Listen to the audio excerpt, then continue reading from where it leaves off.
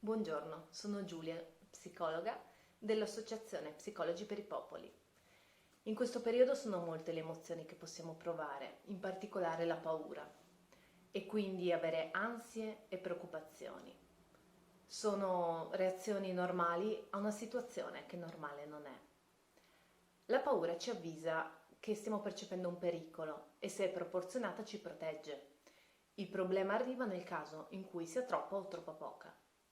Se è troppo poca, rischiamo di non metterci in sicurezza. Se è troppa, invece, ci può paralizzare, può farci agire in modo impulsivo e comunque stare sempre lì con il pensiero e starci male.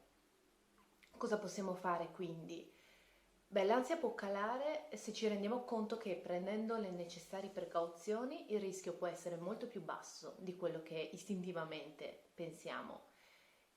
Inoltre cerchiamo di tenere a mente che la preoccupazione non ci protegge e quindi meglio cercare di stare un pochino più tranquilli.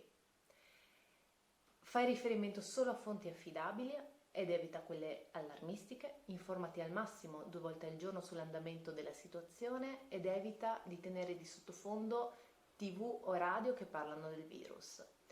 Infine, concentrati sul presente e sulle cose che puoi controllare. Puoi seguire le regole, puoi essere gentile, puoi fare attività piacevoli, provare tecniche di rilassamento, provare a meditare e prendati cura di te stesso e dei tuoi cari.